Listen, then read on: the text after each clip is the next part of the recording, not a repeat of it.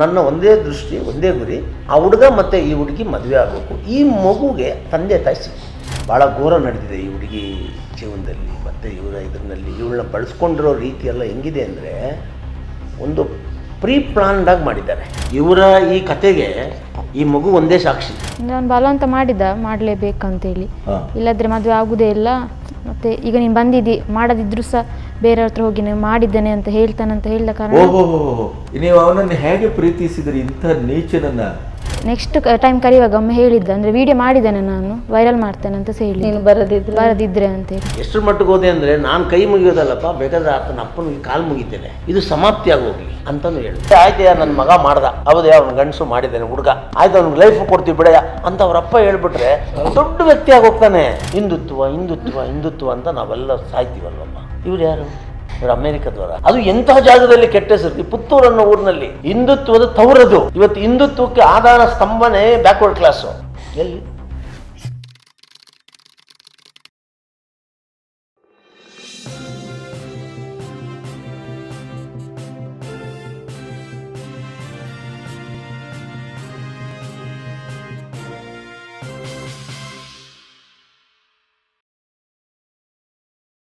ಪೂಜಾ, ಕೊನೆಗೂ ನಾನು ಮತ್ತೊಂದು 2 ಪ್ರಶ್ನೆಯನ್ನು ಮತ್ತೆ ರಿಪೀಟೆಡ್ ಆಗಿ ಕೇಳಬೇಕು. ಏನು ಅಂತಂದರೆ, 7 ವರ್ಷದ ಲವ್ ಆಯಿತು, ಪ್ರೀತಿ ತುಂಬ ಏನು ಶುದ್ಧವಾದದ್ದು ಅಂತಾರೆ. ಆದರೆ ಶುದ್ಧವಾದ ಪ್ರೀತಿಗೆ ಈಗ ಮತ್ತೆ ಇಲ್ಲಿ ಒಂದು ಬೇರೆ ರೀತಿಯ ಎಲಿಮೆಂಟ್ಸ್ ಸೇರಿದೆ. ಈಗ ನಿಮ್ಮಿಬ್ಬರು ಪ್ರಶ್ನೆಗೊಳ್ಳೋದಿಲ್ಲ, ಮಧ್ಯದಲ್ಲಿ ಮಗು ಬಂದಿದೆ. ಮತ್ತೊಮ್ಮೆ ನಿನ್ನನ್ನು ಕೇಳೋದು ನಾನು, ಪ್ರೀತಿಯಲ್ಲಿ ಈ ದೇಹ ಸಂಪರ್ಕದ ವಿಚಾರದಲ್ಲಿ ಮೊದಲು ಹೆಜ್ಜೆ ಇಟ್ಟವ್ರು ಯಾರು? ಅವನೇ ಕರೆದ. ಗಟ್ಟಿಯಾಗಿ ಹೇಳಬೇಕು. ಅವನೇ ಕರೆದ. ಹಾಂ, ಅಂದರೆ ಒತ್ತಡ ತಂದ? ಅಂದರೆ ಮದುವೆ ಆಗ್ತಾನೆ, ಮದುವೆ ಆಗಬೇಕಿದ್ರೆ ನೀನು ಬರಬೇಕು ಅಂತ. ಹಾಗೆ ಅಲ್ಲ, ಮದುವೆ ಆಗಬೇಕು ಅಂತಂದ್ರೆ ಮದುವೆ ಆದಮೇಲೆ ಸರಿ, ಫಸ್ಟ್ ನೈಟೋ ಅಥವಾ ಇನ್ನೊಂದೋ ಮಗದೊಂದೋ ಅವೆಲ್ಲವೂ ಸರಿ. ಈ ಮದುವೆ ಆಗೋ ಪೂರ್ವದಲ್ಲಿ ದೇಹದ ಸಂಪರ್ಕಕ್ಕೆ ಅವನು ಯಾಕೆ ಒತ್ತಡ ತಂದ? ಅಂದರೆ ಅವನು ಹೇಳಿದ ಆಗದಿಲ್ಲದಿದ್ರೆ ಮದುವೆ ಆಗುದಿಲ್ಲ ಅಂತ ಹೇಳಿದ. ಅಂದರೆ ದೇಹ ಸಂಪರ್ಕಕ್ಕೆ ನೀನು ಅವಕಾಶ ಕೊಡದೇ ಇದ್ರೆ ನಾನು ಮದುವೆ ಆಗುದಿಲ್ಲ ಅನ್ನುವಂಥದ್ದು ಅವನ ವಾದ. ಹೌದು. ಅದಕ್ಕೆ ನಿಮ್ಮ ಪ್ರತಿಕ್ರಿಯೆ? ಅಂದರೆ ನನಗೆ ಅಷ್ಟು ನಾನು ಟ್ರೂ ಆಗಿ ಲವ್ ಮಾಡಿದೆ, ನನಗೆ ಲಾಸ್ಟ್ ಮೂಮೆಂಟಿಗಾಗಿ ಬಿಡ್ತಾನಂತೇಳಿ ನನಗೆ ಹೆದರಿಕೆ ಆಯಿತು. ಅಂದರೆ ಅವನನ್ನು ಬಿಟ್ಟು ಬದುಕಲಿಕ್ಕೆ ಸಾಧ್ಯ ಆಗಲಿಲ್ಲ ಅಂತ. ನೀವು ಅವನನ್ನು ಬಿಟ್ಟೇ ಬದುಕಲಿಕ್ಕೆ ಆಗುದಿಲ್ಲ ಅನ್ನುವ ನೆಲೆಯಲ್ಲಿ ಬಂದಾಗ ನೀವು ಅವನ ಮಾತು ಒಪ್ಪಿದ್ರಿ. ಹೌದು. ಈಗ ಅವನು ನಿಮಗೆ 4-5 ಜನರ ಸಂಪರ್ಕ ಇದೆ ಅಂತಾನೆ, ಅದೇ ಮನುಷ್ಯ. ಅದೇ ನನಗೆ ಬೇಜಾರಾಯ್ತು. ಅಂದರೆ ನಾನು ಅಷ್ಟು ನಂಬಿದ್ದೆ, ಅವನಿಗೆ ಗೊತ್ತುಂಟದ ಅವಂದಂತ, ಅದಕ್ಕೆ ಅವನು ಫಸ್ಟಿಗೆ ಬಂದಿದ್ದ. ಅವನು ಈಗ ಹಾಗೆ ಹೇಳೋದು ತಪ್ಪಲ್ಲ. ಅಂದರೆ 4 ಜನ ಇದ್ದಾರೆ, 5 ಜನ ಇದ್ದಾರೆ. ನಾನು ಅವನನ್ನು ಬಿಟ್ಟು ಇಷ್ಟು ವರ್ಷ ಯಾವ ಹುಡುಗನ ಹತ್ರ ಸಹ ಮಾತಾಡಲಿಲ್ಲ. ನಿಮ್ಮ ಕ್ಯಾರೆಕ್ಟರೈಸೇಷನ್ ಮಾಡಿದಂಥ ವ್ಯಕ್ತಿಯನ್ನು ಈಗ ಮದುವೆ ಆಗಬೇಕು ಅಂತಲೇ ಹಠ ಮಾಡ್ತಾ ಇದ್ದೀರಿ ನೀವು? ಹೌದು. ಯಾಕೆ ನಾನು ಅಷ್ಟು ಟ್ರೂ ಆಗಿ ಸಿನ್ಸಿಯರ್ ಆಗಿ ಲವ್ ಮಾಡಿದ್ದೇನೆ. ಈಗ ಸಹ ನನಗೆ ಬೇಜಾರುಂಟು ಅವನು ಜೈಲಲ್ಲಿ ಇದ್ದಾನೆ ಅಂತೇಳಿ. ಅದಕ್ಕೆ ಅಂದರೆ ಒಂದು ಹೊರಗೆ ಬಂದು ಮದುವೆ ಆಗ್ಬೋದಲ್ಲ ಅಂತೇಳಿ ಅವನು ಅಷ್ಟು ಒಪ್ಪಿಯೇ ನಾನು ಲವ್ ಮಾಡಿದ್ದಲ್ಲ. ಈಗ ಲಾಸ್ಟಿಗೆ ಅವನು ಹಾಗೆ ಹೇಳ್ಬಾರ್ದಲ್ಲ. ನೀವು ಮದುವೆ ಈಗ ಲವ್ 7 ವರ್ಷದ ಮಧ್ಯೆ ಆಯ್ತು ನಡೀತಾ ಇತ್ತಲ್ಲ, ಅದರ ಮಧ್ಯೆ ಮದುವೆ, ಬದುಕು, ಭವಿಷ್ಯ, ನಾವು ಹೀಗಾಗಬೇಕು ಹಾಗಾಗಬೇಕು ಆ ಥರದ್ದು ಏನಾದರೂ ಮಾತುಕತೆ ಎಲ್ಲ ಇತ್ತು? ಕನಸು. ಅಂದರೆ ನಾನು ಕನಸು ಕಂಡಿದ್ದೆ ಈಗ ಒಳ್ಳೆದಾಗಿರ್ತೇವೆ. ಮಗು ಆದ ನಂತರ ಸೊಮ್ಮೆ ಅನಿಸಿತು, ಅಂದರೆ ಅವನು ಒಪ್ಪಿ ಆದರೂ ಮಗು ನೋಡಿ ಆದರೂ ಒಪ್ಪಿ ಒಂದು ಸ್ವಲ್ಪ ಖುಷಿಯಲ್ಲಾದರೂ ಬದುಕ್ಬೋದಲ್ಲ ಅಂತ. ಆದರೆ ಅವನು ಒಪ್ಪುವುದೇ ಇಲ್ಲ ಅಂತ ಹೇಳಿ. ನೀನು ಅವನು ಈ ಕನಸು ಕಟ್ಟಿರಲಿಲ್ವಾ? ಒಟ್ಟಾರೆ ನಾವು ಬದುಕಬೇಕು ಕನಸು ಕಂಡಿದ್ವಿ, ಆದರೆ ಮಗು ಎಡೆಗೆ ಬಂತಂತೇಳಿ ಅವನದನ್ನು ಒಪ್ಪಲಿಲ್ಲ ಅಂತ. ಇಷ್ಟು ಬೇಗ ಮಗು ಬೇಡ ಅಂತೇಳಿ ಅದನ್ನು ಅವನು ಒಪ್ಪದ ಕಾರಣ ಹೀಗೆ ಇಷ್ಟು ಚೇಂಜ್ ಆದ ಅಂತ. ಇಲ್ಲ, ಇಷ್ಟು ಬೇಗ ಮಗು ಬೇಡ ಅಂತಂದರೆ ದೈಹಿಕ ಸಂಪರ್ಕ ಮಾಡಿದಾಗ ಮಗು ಆಗದೆ ಇನ್ನೇನಾಗುತ್ತೆ? ಪೂಜಾ, ಕೊನೆಗೂ ಈಗ ನಂಜುಂಡಿಯವರನ್ನು ಮಾತಾಡಿಸುವ ಮೊದಲು ನನಗೆ ಮತ್ತೆ ನನಗೆ ಕಾಡುವುದು ಏನು ಅಂದರೆ, ಹೆಣ್ಮಕ್ಕಳು ಈ ಥರದ ಕೆಲಸವನ್ನು ಒಂದು ಮಾಡ್ಕೊಳ್ಳುವಾಗ ಒಂದು ಯೋಚನೆ ಮಾಡ್ತಾರೆ ಅಂತ ನನ್ನ ಆಲೋಚನೆ. ಅದಕ್ಕಾಗಿ ಮತ್ತೆ ಕೇಳ್ತಾ ಇದ್ದೇನೆ, ಕೊನೆಗೂ ದೈಹಿಕ ಸಂಪರ್ಕಕ್ಕೆ ಅವನ ಒತ್ತಾಯಕ್ಕೆ ಮಣಿದು ಇನ್ನೇನು ಗತಿಗೋತ್ರ ಇಲ್ಲ, ನನಗೆ ದಾರಿಯೇ ಇಲ್ಲ ಅನ್ನುವಂಥ ತೀರ್ಮಾನಕ್ಕೆ ಬಂದ್ರೆ ನೀವು? ಅವನು ಬಲವಂತ ಮಾಡಲೇಬೇಕಂತೇಳಿ, ಇಲ್ಲದ್ರೆ ಮದುವೆ ಆಗುದೇ ಇಲ್ಲ. ಮತ್ತೆ ಈಗ ನೀನು ಬಂದಿದ್ದಿ, ಮಾಡದಿದ್ರು ಸಹ ಬೇರೆಯವ್ರ ಹತ್ರ ಹೋಗಿ ನೀವು ಮಾಡಿದ್ದೇನೆ ಅಂತ ಹೇಳ್ತಾನಂತ ಹೇಳಿದ ಕಾರಣ. ನೀವು ಅವನನ್ನು ಹೇಗೆ ಪ್ರೀತಿಸಿದ್ರಿ ಇಂಥ ನೀಚನನ್ನ? ಅಂದರೆ ನೀನು ಇದಕ್ಕೆ ಒಪ್ಪದೇ ಇದ್ದರೆ ನೀನು ಈಗಾಗಲೇ ನಡತೆಗೆಟ್ಟವಳು ಅನ್ನೋದನ್ನು ನಾನು ಹೇಳ್ತೇನೆ ಅನ್ನುವಂಥ ಧಮಕಿನೂ ಹಾಕಿದ್ನ? ಅದು ಕರೆಯುವಾಗ ಬರದಿದ್ರೆ ವಿಡಿಯೋ ವೈರಲ್ ಮಾಡ್ತೇನೆ ಅಮ್ಮ ಹೇಳಿದ, ವಿಡಿಯೋ ಮಾಡಿದ್ದೇನೆ ಅಂತ ಹೇಳಿದ್ದ. ವಿಡಿಯೋ ಮಾಡ್ಕೊಂಡಿದ್ದಾನೆ ಅಂದರೆ ಹಾಗೆ ಹೇಳಿದ, ನನ್ನ ಹತ್ರ ಮಾಡಿದ್ದೇನೆ, ಅಂತ ಹೇಳಿದ. ಸ್ಪಷ್ಟವಾಗಿ ಹೇಳಿ ನನಗೆ. ಅಂದರೆ ನೆಕ್ಸ್ಟ್ ಟೈಮ್ ಕರೆಯುವಾಗ ಒಮ್ಮೆ ಹೇಳಿದ್ದ, ಅಂದರೆ ವಿಡಿಯೋ ಮಾಡಿದ್ದೇನೆ ನಾನು, ವೈರಲ್ ಮಾಡ್ತೇನೆ ಅಂತ ಸಹ ಹೇಳಿದ್ದು, ಬರದಿದ್ರೆ ಅಂತೇಳಿ. ಮೊದಲು ಬಲಾತ್ಕಾರ, ಮೊದಲು ಒತ್ತಾಯ, ಹೌದು ಆಗದೆ ಇದ್ರೆ ನನ್ನ ಮದುವೆ ಆಗುದಿಲ್ಲ, ಬ್ರೇಕಪ್, ಈ ತರ ಮಾತಾಡಿದ. ಆಮೇಲೆ ವಿಡಿಯೋ ಮಾಡ್ಕೊಂಡಿದ್ದೇನೆ ಅಂತ ಸಹ ಹೇಳಿದ್ದ. ನಿಮಗೆ ಅದು ಬ್ಲ್ಯಾಕ್ ಮೇಲ್ ಅಂತ ಅನಿಸ್ಲಿಲ್ವಾ? ಅನಿಸಿತ್ತು. ನಾನು ಅಂದರೆ ನಂಬಲಿಲ್ಲ ಅವನು ಹಾಗೆ ಮಾಡಿರ್ಲಿಕ್ಕೆ ಚಾನ್ಸ್ ಇಲ್ಲ ಅಂತೇಳಿ. ಅವನಿಲ್ಲ ಮಾಡಿದಾನಂತ ಹೇಳಿದ. ಮತ್ತು ನನಗೆ ಬೇರೆ ದಾರಿ ಇಲ್ಲ ಆಯಿತು, ಹೋಗಲೇಬೇಕಾಯ್ತು ಅಂತ. ಸೊ ನಮಿತಾ ಅವರೇ, ಕೊನೆಯದಾಗಿ ಈಗ ಯಾವ ಸ್ಟೇಜಲ್ಲಿದೆ? ಈಗ ಇದು ನೆಕ್ಸ್ಟ್ DNA ಟೆಸ್ಟಿಗೆ ಹೇಳಿದ್ದಾರೆ. ಈಗ ಅವರು ಕಾನೂನು ಪ್ರಕಾರ ಅದೇ DNA ಟೆಸ್ಟಲ್ಲಿ ಅವರಿದ್ದಾರೆ. ಈಗ DNA ಟೆಸ್ಟ್ ನೋಡ್ಕೊಳ್ತೇವೆ ಅಂತ ಅವ್ರು ಹೇಳಿದ್ದಾರೆ. ನಾವು ಅವ್ರಿಗಿಂತ ಮುಂಚೆನೇ ನಾವು ಹೇಳಿದ್ದೇವೆ DNA ಟೆಸ್ಟ್ ಮಾಡಲೇಬೇಕು. ಅವರ ತಂದೆ 22ಕ್ಕೆ ನಮ್ಮಲ್ಲಿ ಮಾತುಕತೆಗೆ ಬಂದಾಗ ನನ್ನ ಹತ್ರ ಹೇಳಿದರು, ನಾನು ಅದು DNA ಟೆಸ್ಟ್ ಒಂದು ಹೇಳಿದ್ನಲ್ಲ, ಅದನ್ನು ಬಿಡುವ, ಅದು ಬೇಡ ಮಾಡೋದು ಅಂತ. ಯಾಕೆ ಬೇಡ, ನಾನೇ DNA ಟೆಸ್ಟಿಗೆ ಫಸ್ಟ್ ಹೋಗ್ತೀನಿ, ನನಗೆ ಅದು ಬೇಕು ಅಂತ. ನಿಮ್ಮ ಮಗ ಈಗ ಹೇಳ್ತಿದ್ದಾನಲ್ಲ, ಆ ಕಾರಣದಿಂದಲಾದ್ರೂ ಸಹ ನಮಗೆ DNA ಟೆಸ್ಟ್ ಬೇಕು ಅಂತ ನಾನು ಅವತ್ತೇ ಹೇಳಿದೆ. ಆಪಾದನೆ ಹೊತ್ತು ಮದುವೆಯಾಗಿ ಬದುಕೋದಕ್ಕಿಂತ ಮತ್ತೆ ಅದನ್ನು ಇವಳು ಅನುಭವಿಸೋಕ್ಕಿಂತ ಫಸ್ಟ್ ಆದರೆ ಒಳ್ಳೇದಲ್ವಾ? ಆಗ ಅವ್ರಿಗೂ ಕ್ಲಾರಿಟಿ ಬರುತ್ತೆ, ಅಂದರೆ ಸಿಗುತ್ತೆ ಮಗು ನನ್ನ ಮಗನದೇ ಅಂತ. ಹಾಗೆ ಈಗ ಅದೇ DNA ಟೆಸ್ಟಲ್ಲೇ ಇದ್ದಾರೆ ಅವರು. DNA ಟೆಸ್ಟ್ ಆದ ನಂತರ ನಾನು ಮತ್ತೆ ನೋಡ್ತೇವೆ ಅಂತ ಇದರಲ್ಲಿ ಈಗ ನಾವು ಅದನ್ನೇ ವೆಯ್ಟ್ ಮಾಡ್ತಾ ಇದ್ದೇವೆ. DNA ಟೆಸ್ಟ್ಗೆ ಪೂಜಾ ನಿನ್ನದೇನೋ ಅಭ್ಯಂತರ ಇಲ್ಲ? ಇಲ್ಲ ಒಪ್ಪಿದ್ದೇನೆ. ವೀಕ್ಷಕರೇ, ಇಲ್ಲಿಯವರೆಗೆ ಬಹುಶಃ ಈ ಥರದ ಒಂದು ಕಥಾನಕವನ್ನು ನೀವು ಕೇಳ್ತೀರಿ ಅಂತ ಅಂದ್ಕೊಂಡಿರಲಿಲ್ಲ ಅಂದ್ಕೊಳ್ತೇನೆ. ಮತ್ತು ನಾನು ಸ್ವಲ್ಪ ವಿಶೇಷವಾಗಿ ಮತ್ತು ಸ್ವಲ್ಪ ಕೂಲಂಕಷವಾಗಿ ಪ್ರಶ್ನೆ ಮಾಡಿದ್ದೇನೆ, ದಯವಿಟ್ಟು ತಪ್ಪು ತಿಳ್ಕೊಬೇಡಿ. ಯಾಕೆಂತಂದರೆ ಎರಡು ಕಾರಣ. ಒಂದು, ಅದು ಈ ಸಮಸ್ಯೆ ಈಗ ಕಾನೂನಿನ ಚೌಕಟ್ಟಿನಲ್ಲಿ, ಕಾನೂನಿನ ಅಂಗಳದಲ್ಲಿದೆ, ಅದರ ಪ್ರಾಸೆಸ್ಸು ಮುಂದುವರಿತದೆ ಒಂದು. ಇನ್ನೊಂದು, ಭಾವನಾತ್ಮಕವಾಗಿ ಈ ಸಮಾಜದಲ್ಲಿ ಪೂಜಾನಂಥ ಹೆಣ್ಣುಮಕ್ಕಳು, ಅವಳ ಮಾತು ಮತ್ತು ಅವಳ ಜೀವನದಲ್ಲಾದಂಥ ಈ ಘಟನೆಯಿಂದ ನೀವು ಏನನ್ನು ಪಾಠವಾಗಿ ಕಲಿತೀರಿ ಅನ್ನೋದನ್ನು ನೀವು ಆಯ್ಕೆ ಮಾಡ್ಕೊಳ್ತೀರಿ ಅಂತ ಅಂದ್ಕೊಳ್ತೇನೆ. ಏನನ್ನು ಮಾಡಬಾರ್ದು, ಏನನ್ನು ಮಾಡಬೇಕು, ಪ್ರೀತಿ ಅನ್ನುವ ಹೆಸರಿನಲ್ಲಿ ಬದುಕನ್ನು ಕಳ್ಕೊಳ್ಳುವ ಕೆಲಸ ಇದು. ಆಮೇಲೆ ಪ್ರೀತಿಸಿದವರೆಲ್ಲರೂ ಅದರ ನಂತರದ ಕಮಿಟ್ಮೆಂಟ್ ಅಂತ ಬಂದಾಗ, ಬದ್ಧತೆ ಅಂತ ಬಂದಾಗ ಅದರಲ್ಲಿ ಅವರು ಬದ್ಧರಾಗಿರ್ತಾರೆ ಅನ್ನೋದಕ್ಕೆ ಆ ಭರವಸೆ ಎಷ್ಟು ಸುಳ್ಳು ಅನ್ನೋದು ಇವಳು ಪ್ರೀತಿಸಿದ ಕೃಷ್ಣನೇ ಸಾಕ್ಷಿ ಅದಕ್ಕೆ. ಹಾಗಾಗಿ ಈ ಒಂದು ಸಂದರ್ಶನ ಅಥವಾ ಈ ಕಥನ ನಾವು ಕೇವಲ ಇದನ್ನು TRPಗೋ ಜನಪ್ರಿಯತೆಗೋ ಖಂಡಿತವಾಗಿಯೂ ಮಾಡಿದ್ದಲ್ಲ. ನಾನು ಒಬ್ಬ ಹೆಣ್ಣೆತ್ತವನು, ಅವಳಿಗೆ ನ್ಯಾಯ ಸಿಗಬೇಕು. ತಪ್ಪು ದಾರಿಯಲ್ಲಿ ಮತ್ತು ಅವಳಿಗೆ ಅನ್ಯಾಯ ಮಾಡಲಿಕ್ಕೆ ಹೊರಟವರು ಕಾನೂನಾತ್ಮಕವಾಗಿ ಶಿಕ್ಷಿಸಲ್ಪಡಬೇಕು. ಅದರ ಜೊತೆಗೆ ಅವಳು ಪ್ರೀತಿಸಿದ ಹುಡುಗ ಅವಳಿಗೆ ಸಿಗಬೇಕು, ಈ ಆಶಯ ನಮ್ಮದು. ಈಗ ನಂಜುಂಡಿ ಅವರು ಎಂಟ್ರಿ ಆಗಿದೆ. ನೀವು ಹಿಂದೆ ಅವರ ಧಾರಾವಾಹಿಗಳನ್ನೆಲ್ಲ ನೋಡಿದ್ದೀರಿ. ಸತ್ಯಣ್ಣನ ಪಾತ್ರದಲ್ಲಿ ತುಂಬ ಜನರ ಕುಟುಂಬಕ್ಕೆ ಅವರು ನ್ಯಾಯ ಕೊಡಿಸಿದ್ದನ್ನು ನಾವು ನೋಡಿದ್ದೇವೆ. ಪ್ರಾಯಶಃ ಈ ಹುಡುಗಿಗಾದ ಅನ್ಯಾಯದಲ್ಲಿ ನಂಜುಂಡಿಯವರ ಪ್ರವೇಶ ಆಗಿರೋದ್ರಿಂದ ಅವರು ಇದಕ್ಕೆ ನ್ಯಾಯವನ್ನು ಕೊಡಿಸ್ತಾರೆ ಅಂತ ಅವರು ನಂಬಿದ್ದಾರೆ, ನಾವು ನಂಬಿದ್ದೇವೆ ಮತ್ತು ಈ ಸಮಾಜವೂ ನಂಬಿದೆ. ಮುಂದೆ ನಂಜುಂಡಿಯವರೊಟ್ಟಿಗೆ ಮಾತಾಡೋಣ. ಸರ್ ನಮಸ್ತೆ. ನಮಸ್ಕಾರ. ನಿಮ್ಮ ನಂಜುಂಡಿಯಾಗಿ ಮಾತಾಡಿಸ್ಬೇಕಾ, ಸತ್ಯಣ್ಣನನ್ನು ಮಾತಾಡಿಸ್ಬೇಕಲ್ಲ ನನಗೆ ಗೊತ್ತಿಲ್ಲ. ಅಂತೂ ನೀವು ಒಂದು ಒಳ್ಳೆಯ ಸದುದ್ದೇಶದಿಂದ ಈ ಕುಟುಂಬದ ಮಾನ ಮತ್ತು ಅವಳ ಒಂದು ಭವಿಷ್ಯ ಇದು ಉಳಿಸಲಿಕ್ಕೆ ನೀವು ಎಂಟ್ರ್ ಆಗಿದ್ದೀರಿ ಅಂತ ನೀವು ಮಾಡಿದ ಕೆಲಸ ಎಲ್ಲ ಒಂದಿಷ್ಟು ನೋಡಿದೆ ನಾನು. ಈಗ ಅವ್ರ ಬಾಯಲ್ಲೇ ಬಂತು, ನಮಗೆ ದೇವರು ಸಿಕ್ಕಿದ್ರು ಅಂಥೇಳಿ. ನೀವು ಯಾವ ಉದ್ದೇಶದಿಂದ ಹೋದ್ರಿ, ಏನು ಕತೆ? ಇಲ್ಲ, ನಾನು ಹೋಗಿದ್ದಿಲ್ಲ. ನಾನು ಈ ಪೇಪರ್ನಲ್ಲಿ ಮತ್ತು ಈ ಯೂಟ್ಯೂಬ್ಗಳಲ್ಲಿ ಸುದ್ದಿವಾಹಿನಿಗಳಲ್ಲಿ ಅವಾಗವಾಗ ನೋಡ್ತಾ ಇದ್ದೆ. ಎಲ್ಲೋ ನಮ್ಮ ವಿಶ್ವಕರ್ಮ ಸಮಾಜದ ಒಂದು ಹೆಣ್ಣು ಮಗುಗೆ ಅನ್ಯಾಯ ಆಯ್ತೈತೆ, ನೀವೆಲ್ಲ ಧ್ವನಿ ಕೊಡಬೇಕು ಅಂತ ನಮ್ಮ ಅಲ್ಲಿಯ ಲೀಡರ್ಗಳು, ನಮ್ಮ ಈ ಸಮಾಜದ ಇದ್ದಿರುತ್ತಲ್ಲ ವಾಟ್ಸಪ್ಪು ಅದು ಇದನ್ನೆಲ್ಲ ಆಗ್ತಾಯಿತ್ತು. ನಾನು ಅಂದ್ಕೊಂಡೆ ಇದು ಎಲ್ಲ ಕಡೆ ನಡೀತದೆ, ಬೇಕಾದಷ್ಟು ನಾವು ಜೀವನದಲ್ಲಿ ನೋಡಿದ್ದೇವೆ. ಲವ್ ಮಾಡ್ತಾರೆ, ಬ್ರೇಕಪ್ ಆಗುತ್ತೆ, ಮತ್ತೆ ಸೇರಿಸ್ಕೊತಾರೆ, ಎಲ್ಲೋ ಒಂದು ಸಣ್ಣ ತಪ್ಪನ್ನು ಸರಿ ಮಾಡಿಕೊಂಡು ಊರವ್ರ ಮಧ್ಯಸ್ಥಿಕೆ ಬಂತು ಅಂದರೆ ಅಲ್ಲಿ ಸಮಾಪ್ತಿ ಆಗುತ್ತೆ ಅಂತ ನಾನು ಸುಮ್ಮನೆ ಆಗ್ತಾಯಿದ್ದೆ. ಒಂದಿನ ಏನಾಯಿತು, ನಮ್ಮ ಹುಡುಗ ಮೈಸೂರಲ್ಲಿದ್ದಾನೆ, ರಿಷಿ ಕುಮಾರ್ ಅಂತ, ನಮ್ಮ ಸಮಾಜದ ಲೀಡರ್ ಅವನು. ನನಗೆ ಫೋನ್ ಮಾಡ್ದೆ, ಅಣ್ಣ ಈ ಥರ ಒಬ್ಬರು ಮಾತಾಡ್ಬೇಕಂತ ಅಂದರೆ. ನಾನಂದೆ ಬೇಡ ಯಾರನ್ನೂ ಮಾತಾಡಿಸ್ಬೇಡಪ್ಪ ನೀನು, ನನಗೆ ನಂದೇನಿದೆ ಇಲ್ಲಿ ಬಂದೇಳು ಏನು ಅಂತೇಳಿ.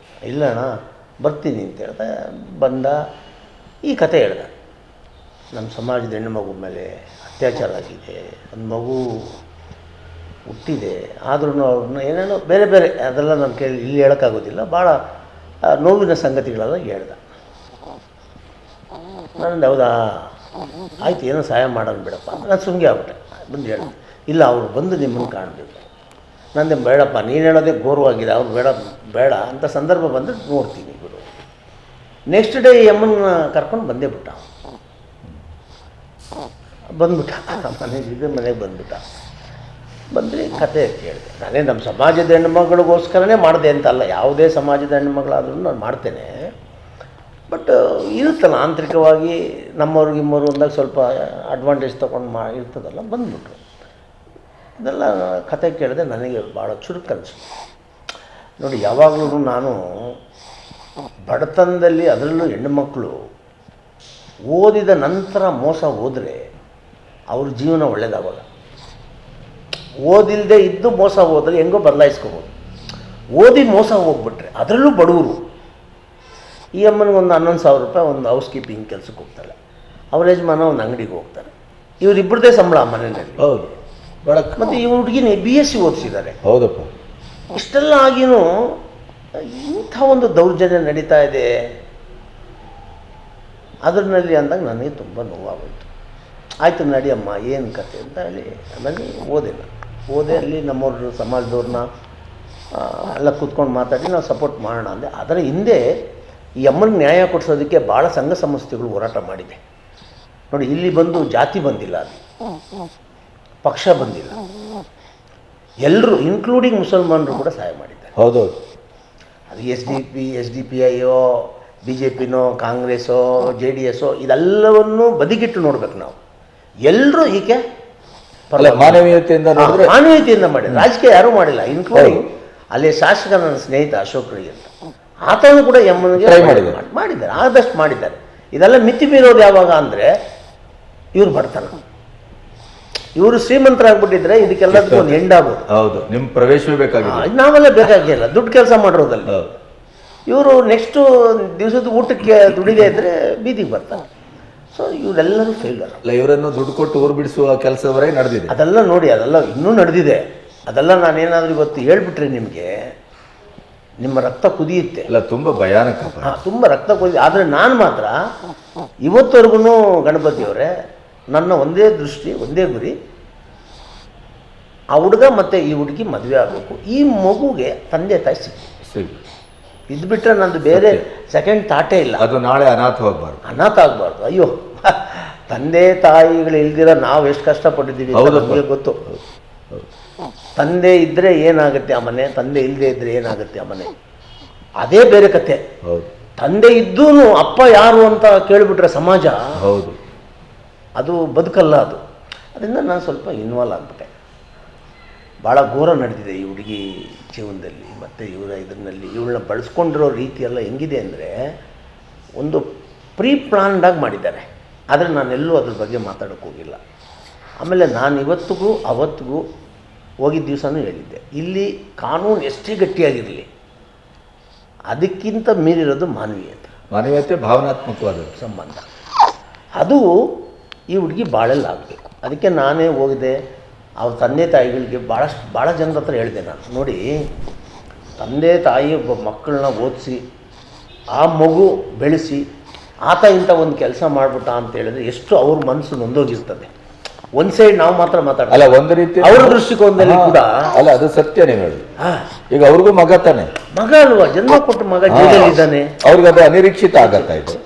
ಅವ್ರ ತಂದೆ ತಾಯಿನೂ ತುಂಬ ಅಳ್ತಾ ಇದೆ ಮಗು. ಅವ್ರ ತಂದೆ ತಾಯಿನೂ ತುಂಬ ನೊಂದಿರ್ತಾರೆ. ಆದರೆ ಎಲ್ಲೋ ಒಂದು ಬಿಗುಮಾನ, ಎಲ್ಲೋ ಒಂದು ನಾವ್ಯಾಕೆ ಬಗ್ಗಬೇಕು ಅನ್ನೋದು ಇರ್ಬೋದು. ಹೌದು,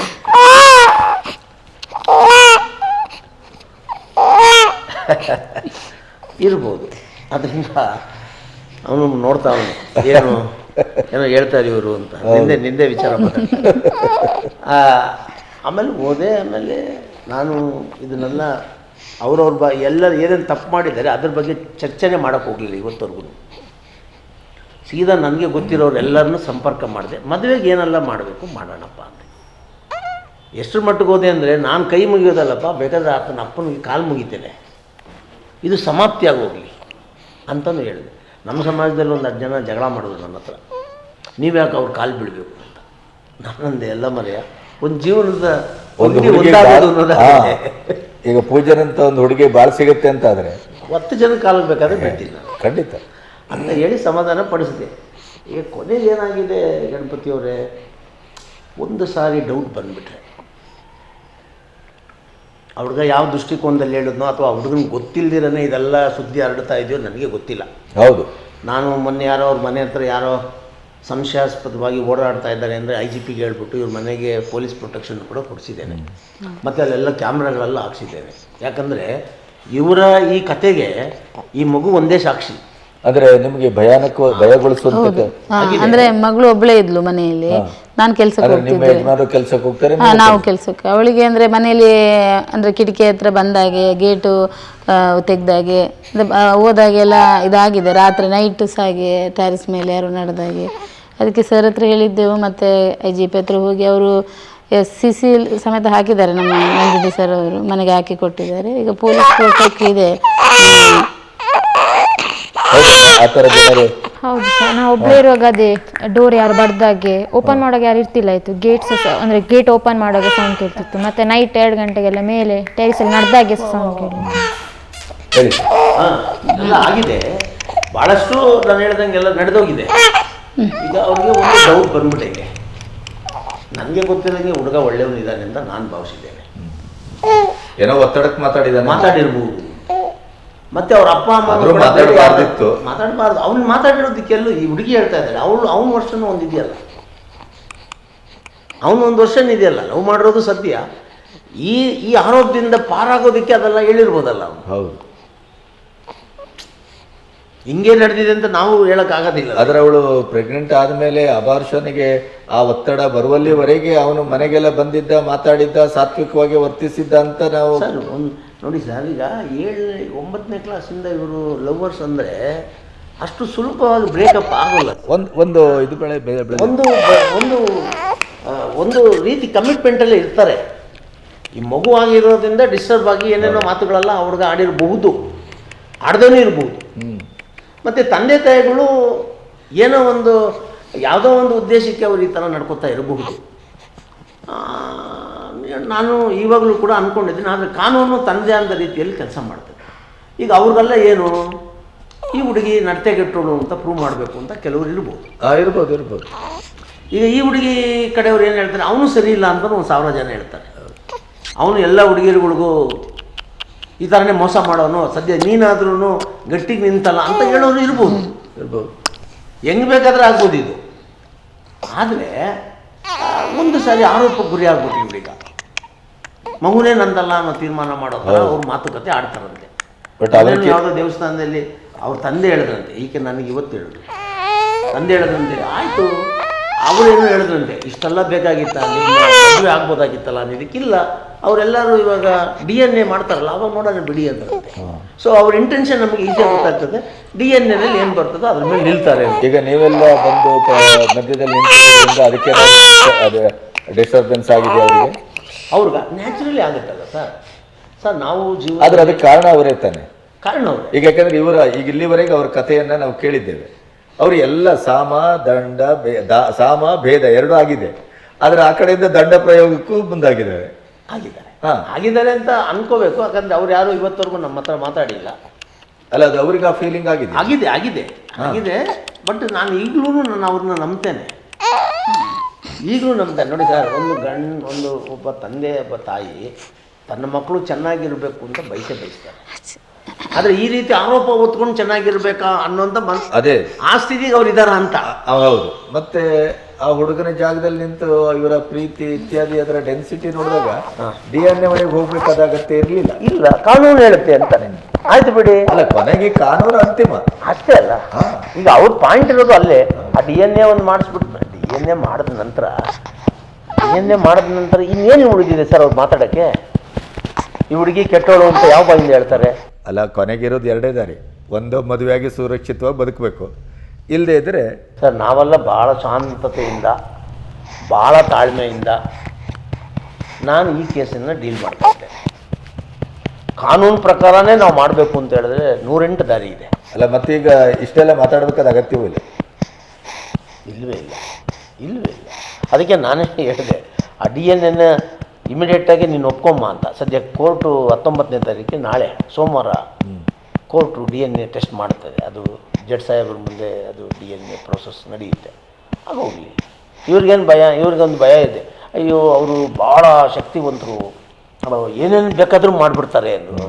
ನಾನು ಇವತ್ತು ಸ್ವಲ್ಪ ನಮ್ಮ ಸೀನಿಯರ್ ಕೌನ್ಸಿಲ್ ಹತ್ರ ನಾನು ಮಾತಾಡಿದೆ. ಒಂದಷ್ಟು ಜನ ಈಗ ಏನು ನಡೆದಿದೆ ಅಂತ ಕೇಳೋದಕ್ಕೆ ವಕೀಲರೆಲ್ಲ ಬಂದಿದ್ದರು.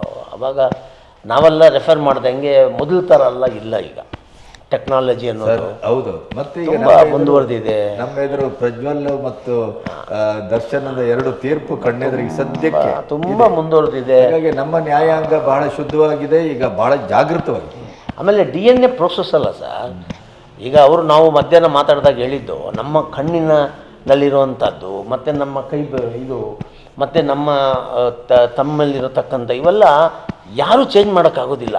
ಅದೇ ಚೇಂಜ್ ಮಾಡೋಕ್ಕಾಗದೇ ಇರೋದು ಬ್ಲಡ್ ಚೇಂಜ್ ಮಾಡೋಕ್ಕಾಗತ್ತಾ?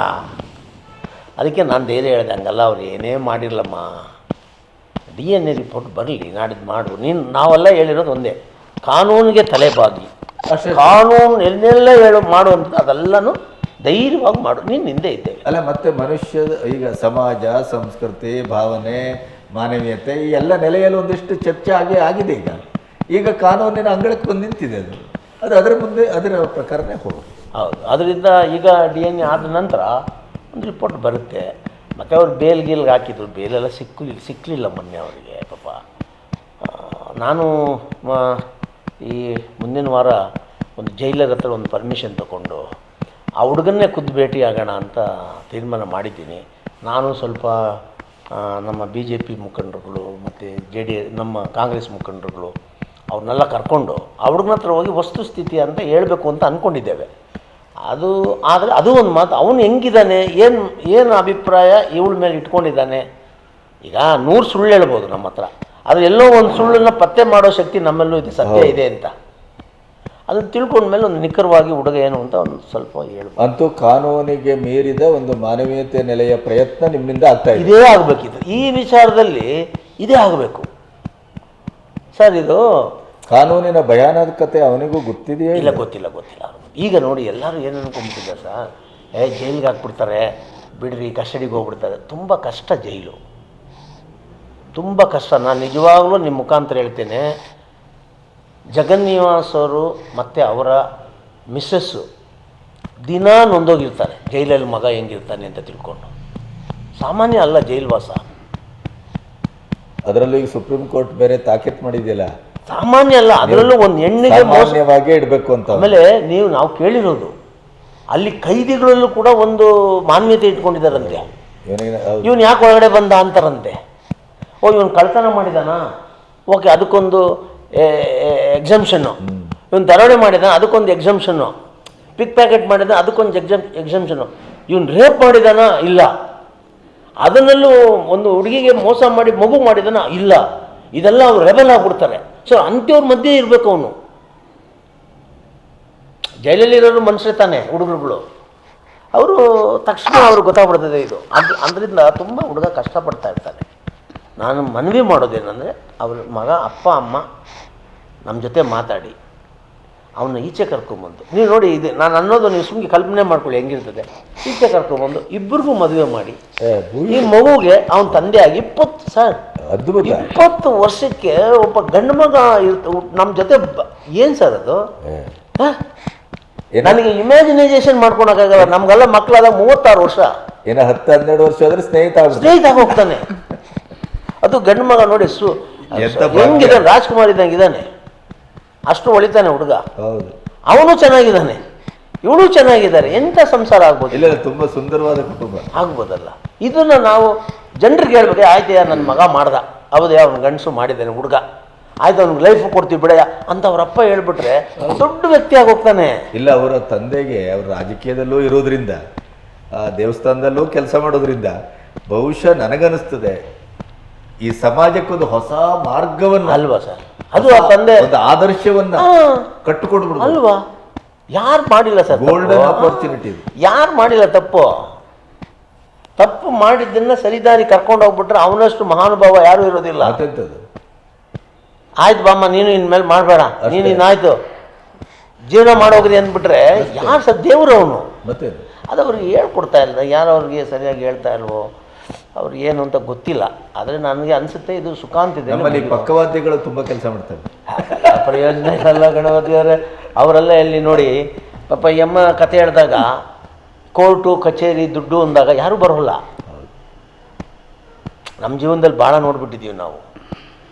ಬಹಿರಂಗ ಸಭೆಯಲ್ಲಿ ಹೇಳೋವಂಥ ಮಾತುಗಳು ವೈಯಕ್ತಿಕವಾಗಿ ಅವರು ಅದನ್ನು ಒಂದು ಗುಲ್ಗಂಜಿನೂ ಅಡಾಪ್ಟ್ ಮಾಡ್ಕೊಳೋದಿಲ್ಲ ಕಾರ್ಯಗತ ಮಾಡೋದಕ್ಕೆ. ಇದೆಲ್ಲ ನಾವು ನೋಡಿದ್ದೀವಿ. ರೋಷವಾಗಿ ಮಾತಾಡ್ತಾರೆ, ಕರೆಕ್ಟ್. ಅದು ಇಂಪ್ಲಿಮೆಂಟ್ ಆಗೋದಿಲ್ಲ ಅಂತ ಒಂದು ತಾರ್ಕಿಕ ಅಂತ್ಯಕ್ಕೆ ಬರುತ್ತಿದೆ. ಇಲ್ಲ ಸರ್, ಬರಬೇಕು ನೋಡಿ. ಇದ್ರ ಮೇಲೆ ನಾನು ಇನ್ನೂ ಕಾನೂನು ಬಗ್ಗೆ ನಾನು ಹೇಳಲಿಲ್ಲ, ಇವಾಗಲೂ ಹೇಳ್ತಾ ಇಲ್ಲ ನಾನು. ಕಾನೂನು ಬಗ್ಗೆ ನಾವೇನಾದರೂ ಕೈ ಹಾಕಿದೆ ನಾನು ಅಂದರೆ ಹೌದು, ತುಂಬ ಕಷ್ಟ ಹೌದು. ನನಗೆ ಅದು ಬೇಡ ಬೇಡ. ಒಂದು ಸಂಸಾರ ಆಗಬೇಕು ಅನ್ನೋದು ಬಿಟ್ಟರೆ ನನಗೆ ಎರಡನೇ ತಾಟೇ ಇಲ್ಲ. ಆಮೇಲೆ ನಮ್ಮಂತೆ ಸಮಾಜದವರಿದ್ದಾರೆ ನೋಡಿ, ಈಗ ಬ್ಯಾಕ್ವರ್ಡ್ ಕ್ಲಾಸ್ ತರೋಲ್ಲ ನಾನು, ಸುಮ್ಮನೆ ಹೇಳ್ತೇನೆ. ಹಿಂದುತ್ವ ಹಿಂದುತ್ವ ಹಿಂದುತ್ವ ಅಂತ ನಾವೆಲ್ಲ ಸಾಯ್ತೀವಲ್ವಪ್ಪ. ಇವ್ರು ಯಾರು? ಮತ್ತೆ ಇವರು ಅಮೇರಿಕದವರ. ಮತ್ತೆ ಅದು ಎಂತಹ ಜಾಗದಲ್ಲಿ ಕೆಟ್ಟ ಹೆಸರು. ಈ ಪುತ್ತೂರು ಅನ್ನೋ ಊರಿನಲ್ಲಿ ಹಿಂದುತ್ವದ ತವರದು. ಇವತ್ತು ಹಿಂದುತ್ವಕ್ಕೆ ಆಧಾರ ಸ್ತಂಭನೇ ಬ್ಯಾಕ್ವರ್ಡ್ ಕ್ಲಾಸು. ಮತ್ತೆ ಎಲ್ಲಿ? ಅದಕ್ಕೆ ನಾನು ಇದೆಲ್ಲ ಮಾತಾಡೋಕ್ಕೆ ಹೋಗಬಾರ್ದು. ಏನೋ ತಪ್ಪು ಮಾಡಿದ್ದಾರೆ ಸರಿ ಮಾಡಿಸ್ಬೇಕು. ಹೌದು, ಅವರು ಬದುಕು ಕೊಡಬೇಕು. ಅವ್ರು ನಾನು ಕೇಳಿದೆ, ಯಾರೋ ದುಡ್ಡು ಕೊಡ್ತಾರೆ, ನೀವು ಮಗುನ ಅಭಾಷಣ ಮಾಡಿಸ್ಬಿಟ್ಟು ಊರು ಬಿಟ್ಟು ಹೋಗ್ಬಿಡಿ. ಏನ್ರಿ ಮಾತದು? ಸಿನಿಮಾ ಕತೆ ಏನದು? ಒಬ್ಬ ಮನುಷ್ಯ ಇನ್ನೊಬ್ಬ ಮನುಷ್ಯನಿಗೆ ಹೇಳೋ ಮಾತಾ ಅದು? ಒಂದು ಹೆಣ್ಣಿಗೆ ಮೋಸ ಆಗಿರೋ ಹೆಣ್ಣಿಗೆ ಅದ್ರನ್ನಲ್ಲೂ ಜನ್ಮ ಕೊಟ್ಟು ತಾಯಿನ ಕರೆದುಬಿಟ್ಟು ನಾನು ಇನ್ನೊಂದು 8 ಲಕ್ಷ ರೂಪಾಯಿ ಕೊಡ್ತೀನಿ, ನಿನ್ನ ಮಗಳಿಗೆ ಅಭಾಷಣ ಮಾಡಿಸ್ಬಿಡು, ಊರು ಬಿಟ್ಟು ಹೋಗ್ಬಿಡು ಅಂದರೆ ವಾಟ್ ಈಸ್ ದಿಸ್? ನನಗೆ ರಕ್ತ ಕುದಿಯುತ್ತೆ ನನಗೆ. ಹೌದು, ಇವರು ಮತ್ತೆ ಸಮಾಜದ ಲೀಡರ್ ಬೇರೆ. ಹಿಂಗೆ ಅದೆಲ್ಲ ಮಾಡಬಾರ್ದಲ್ಲ. ಅವ್ರು ಮಾತಾಡೋವಾಗಲೇ ನೋವಾಗುತ್ತೆ ನಮಗೆ. ಆದರೂ ಇದನ್ನು ತಾಳ್ಮೆಯಿಂದ ಆಯ್ತಪ್ಪ ಏನೋ ಅವ್ರ ಲೆಕ್ಕಾಚಾರದಲ್ಲಿ ಮಾತಾಡಿರ್ತಾರೆ, ಹೋಳಿ ಬಿಡು ಅಂತ ಹೇಳ್ಬಿಡ್ತೀನಿ.